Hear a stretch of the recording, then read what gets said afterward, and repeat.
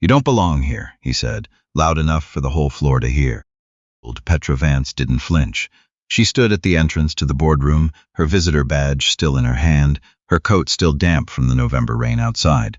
She looked at the man who had just said those words, Cliff Barrow, Senior Director of Operations at Northgate Logistics, 47 years old, tailored suit, the kind of haircut that costs more than her weekly grocery bill, and she said nothing. The silence lasted exactly 4 seconds. Then she pulled out the chair across from him and sat down. 3 weeks earlier, Petra had been working the overnight shift at a warehouse in Dorval, Quebec. Not because she had to, because she chose to. Because when her sister got sick and the medical bills started piling up and the apartment in NDG became suddenly too expensive for one income, Petra had done what she always did. She had quietly, without complaint, found a way. She was 31 years old. She had a degree in supply chain management from Concordia. She had 5 years of experience at a mid-size freight company before it folded during the pandemic. She had a scar on her left forearm from a conveyor belt accident in 2021, a scar she covered with long sleeves in professional settings, not because she was ashamed of it, but because she had learned, the hard way, that people make decisions about you before you even open your mouth. Give them less to work with, let them listen instead of look. The overnight warehouse job paid $19 an hour. It wasn't enough, but it kept the lights on while she rebuilt. She had applied to Northgate Logistics 6 times over 3 years. Each time, automated rejection. Each time, she updated her resume, reread the job posting, tried to figure out what they were looking for. She wasn't desperate for any particular company, but Northgate was the best regional logistics firm in the province, and Petra Vance, whatever else she might be, was not someone who aimed low. The 7th application was for a contract position. Temporary, junior level. Assisting with a systems overhaul that Northgate had been struggling to implement for 2 years. The posting was vague. The salary was listed as competitive. The job title was something like Logistics Systems Coordinator, temporary contract. It was, by every external measure, a step down from what she'd had before the pandemic. She applied anyway. The recruiter who called her, a woman named Sylvie, warm voice, quick laugh, told her that the interview would be with the operations team directly. They've been having trouble finding the right fit, Sylvie said. The system migration has been complicated. Petra said she understood complicated. The Northgate offices were on the 14th floor of a glass building in Old Montreal. Petra arrived 12 minutes early. She wore the dark blazer she'd bought secondhand at a Value Village in Point St. Charles, the one that still had someone else's dry cleaning tag sewn into the lining. She'd removed the tag. She had not replaced the blazer. Cliff Barrow was waiting in the lobby when she came out of the elevator. She recognized him from LinkedIn. In his photo he was smiling, in person he was not. He looked at her the way some people look at things they've already decided aren't worth their time. A kind of preloaded dismissal, efficient and complete. He shook her hand once, briefly, and said, "Petra Vance," in the tone of someone confirming a clerical error. "That's me," she said. He led her to the boardroom without another word. There were 2 other people inside, a younger man named Theo who worked in IT and a woman named Brigitte who managed the operations floor. Theo gave her a polite nod. Brigitte gave her a look that was harder to read. Cliff sat down at the head of the table and opened a folder. He hadn't offered her water. He hadn't offered her a seat. That was when he said it. "You don't belong here." Brigitte looked up from her laptop. Theo went very still. Petra sat down across from him. "I'm sorry," she said, not apologizing, asking for clarification. "This role," Cliff said, tapping the folder. "It's a technical overhaul. We're migrating from a legacy system to an integrated platform. We've had people try this for 2 years. People with backgrounds in enterprise software, project management, PMP certifications. It hasn't worked." He looked at her resume, then at her with the same expression. "Your last position was a warehouse." "My last full-time position in logistics management was at Fortin Freight," Petra said, "before they closed." "That was 3 years ago." "Yes." "And since then?" "Since then I've been working nights at a distribution center while managing a personal situation, and in my own time I've been building a systems migration model for exactly the kind of legacy infrastructure Northgate is currently running." There was a pause. "I'm sorry," this time it was Cliff asking. Petra reached into her bag and set a printed document on the table. 42 pages. She'd had it bound at a Staples on St. Catherine Street at 11 o'clock the night before, after her shift. I mapped your current system, she said, or as much of it as I could from public information industry filings and what I could piece together from your last 2 annual reports. I identified 11 bottlenecks. I proposed a phased migration plan. It's not perfect, I don't have internal access, but it's a start. Nobody moved. Then Bridget reached across the table and picked up the document. Cliff Barrow had been at Northgate for 9 years. He had overseen 3 failed attempts to update the company's logistics software, and each time the failure had been attributed to vendors, timelines, or market conditions. Never to him. He was good at that. He was good at being in the room when things started and being somewhere else when they fell apart, and at always having a reason that had nothing to do with himself. He did not like Petra Vance. He did not like her because she sat down when he hadn't offered her a seat. He did not like her because she didn't apologize for her resume. He did not like her because she had put a 42-page document on the table without being asked. And because Brigitte, who reported to him, who was supposed to defer to him, had immediately started reading it with the focused expression of someone who had found something worth reading. He said, "This is impressive for someone in your situation." And he said the word situation the way people sometimes say words that mean other things. Petra looked at him. "What situation is that?" she said. "Working nights, gap in your professional record." "I was keeping my sister alive," Petra said, simply. "No drama, had a plan. I was her primary support. I kept working through it. If that reads as a gap, I understand why, but it wasn't." Theo, in the corner, had gone very quiet in the way people go quiet when they are trying not to show that they are affected by something. Brigitte had not looked up from the document. Cliff said, "The role we're interviewing for is junior level. Do you understand that? It's a contract position. It's not." "I know what the posting said," Petra said. "I applied anyway." "Why?" She considered the question. Outside the 14th floor window, a November sky pressed flat and gray against the glass. Somewhere below the river, the city she had lived in her whole life. "Because I know how to fix your system," she said, "and I think you've been having trouble finding someone who does." The interview lasted another 2 hours. Cliff spent most of it trying to find the edges of what Petra knew, probing for gaps, asking technical questions in the clipped tone of someone who expects the other person to stumble. She didn't stumble. She answered everything. When she didn't know something exactly, she said so, and then explained how she would find out. And the explanation was always sensible and specific. Theo started asking her questions on his own. Real ones. The kind of questions someone asks when they're genuinely curious rather than performing an interview. They talked for 35 minutes about data integrity during live migration, and Petra drew a diagram on the whiteboard with a marker she'd found in the tray, and at one point Theo said, "Wait, no one suggested that approach before," and Petra said, "I know. I couldn't figure out why." Brigitte finished the document and set it down and said, "You built this yourself?" "Yes." "Nights?" "Mostly, some weekends." Brigitte looked at Cliff. Cliff was looking at his phone. At the end of the 2 hours, Cliff closed his folder and said, "We'll be in touch." And it was clear from his voice that he considered the meeting a formality that had run over schedule. Petra thanked them all and left. In the elevator, she thought, I don't know if that was enough. Then she thought, I did what I could do. Then the elevator doors opened and she walked back out into the rain. Sylvie called 4 days later. "They want to offer you the contract," she said, "but I want to be honest with you. The offer is lower than what you proposed in your expectations, and the title is still junior level coordinator. The team liked you. Not everyone on the team," she added carefully, "but the ones who matter." Petra said she understood. She took the contract.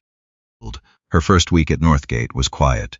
She was given a desk in a shared workspace near the operations floor, far from the executive offices. She was given access to the system, and when she saw the full internal architecture for the first time, she understood immediately why 3 previous attempts had failed. It wasn't the software, it wasn't the vendors. It was that no one had mapped the dependencies correctly before trying to migrate. They had been rebuilding the engine of a moving car without knowing which parts were load-bearing. She started over, not from her 42-page document, from the actual data. She worked long days and brought lunch from home and spoke only when she had something to say, which was not often that first week. People on the operations floor were curious about her in the way people are curious about a new variable in a familiar environment. She could feel them watching. She didn't perform for the audience. Old Cliff walked past her desk twice a day. He never stopped. On Thursday of her second week, he stopped. How are you finding the system? He asked. His tone was neutral in the way that contained something else. Interesting, Petra said. What does that mean? It means I'm finding it interesting. She looked up at him. I'll have something more specific for you by end of next week. He looked at her the way he'd looked at her in the interview, that pre-loaded dismissal, and then he left. Brigitte appeared at her desk 10 minutes later with 2 coffees.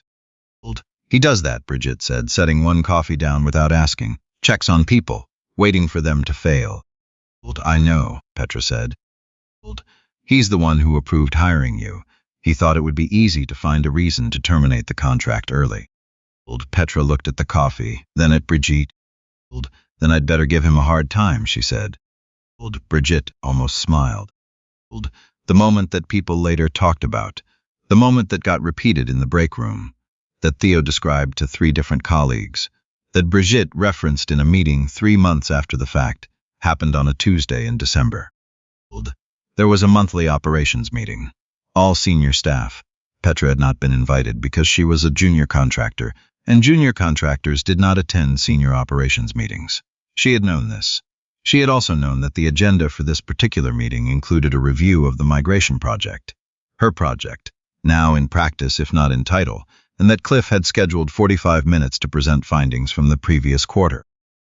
She had submitted a written summary to Brigitte the day before. Brigitte had forwarded it, without comment, to the meeting attendees. 15 minutes into the meeting, Brigitte texted her, "Come to the boardroom." Petra saved her work, picked up her notebook, and went. When she walked in, Cliff was standing at the whiteboard with a marker, mid-sentence. He stopped when the door opened. Every head in the room turned. "We're in a meeting," Cliff said.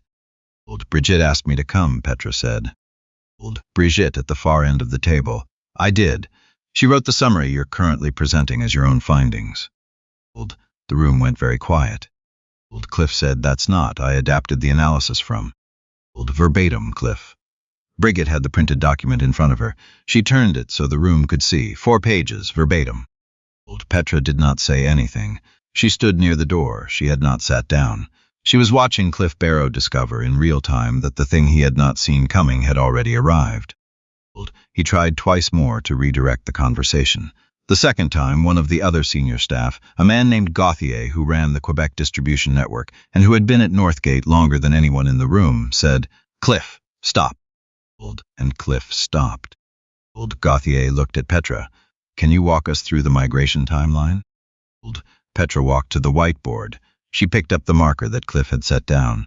She started from the beginning. She talked for 40 minutes. Nobody looked at their phones. Gauthier asked 4 questions, each one more specific than the last, and Petra answered all of them without hesitation.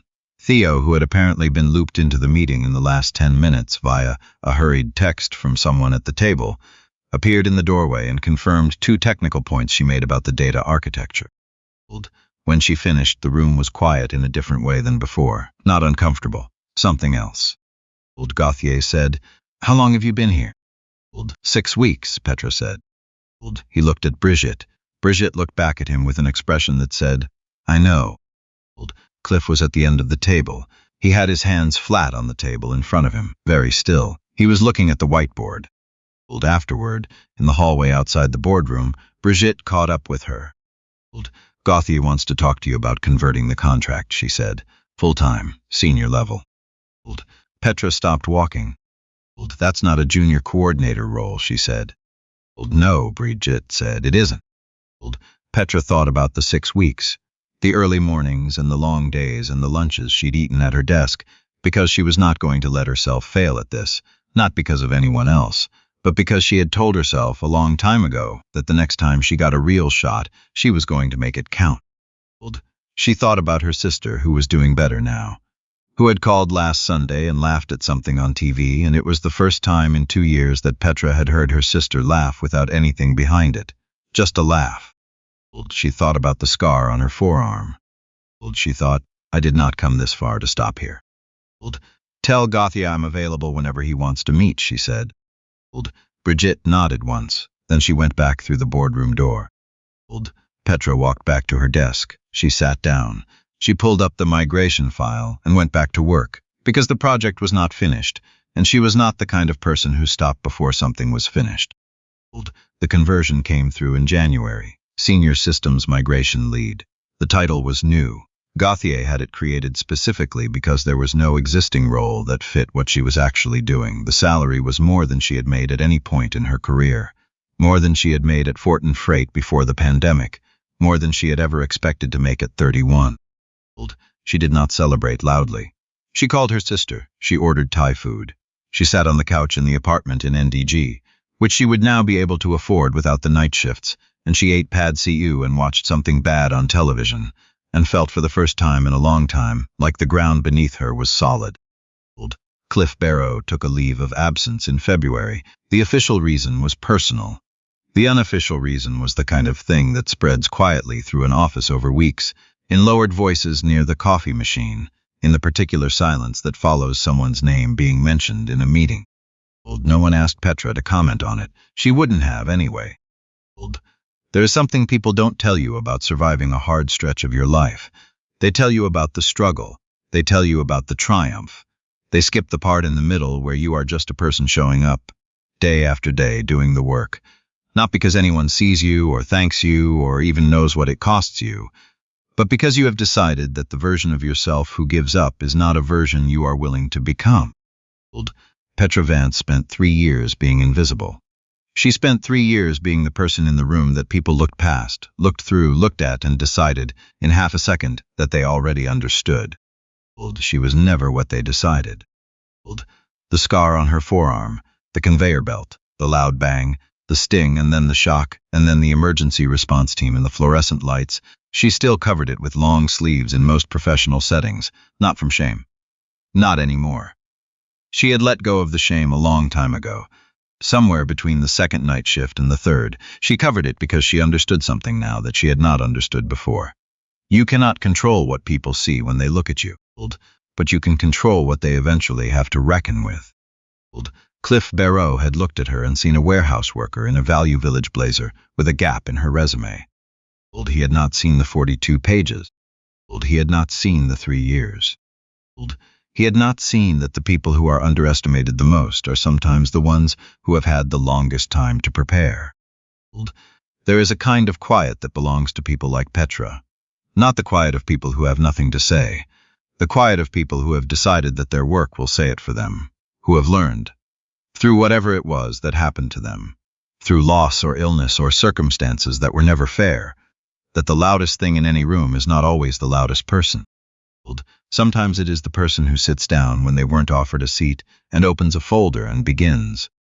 I keep thinking about those 42 pages. Not the boardroom. Not the moment Brigitte laid the document flat on the table so everyone could see. Not even the look on Cliff Barrow's face when the room went quiet in that particular way. Rooms go quiet when something irreversible has just happened. I keep thinking about the nights before any of that. The warehouse floor at 2 in the morning. The hum of the conveyor belt. Petra sitting at a small desk in a shared apartment, building something no one had asked her to build, for a company that hadn't hired her yet, with no guarantee that any of it would matter. That's the part people don't talk about, the work that happens before anyone is watching. There's a version of Petra's story where she gives up, where 3 rejections become 4 and 4 becomes a kind of answer, and she decides the answer is no. Most people would understand that version. Most people would call it reasonable. What Cliff Barrow understood about her, or thought he understood, was that a gap in a resume is a kind of verdict, that the distance between where someone is and where they want to be is proof they don't deserve to close. He was wrong about that, and I think the reason he was wrong is the same reason people like him are usually wrong. He was only looking at what was visible. What Petra had was not luck. It wasn't connections or credentials or the right last name. What she had was the discipline to keep learning when there was no reward for it yet. She mapped a system she didn't have access to. She identified 11 bottlenecks in a company that hadn't given her the time of day. She did this not to impress anyone, but because she genuinely wanted to understand the problem, because that's what honest intelligence looks like, the kind that doesn't perform, the kind that just works. And underneath all of it was something harder to name, a kind of moral steadiness.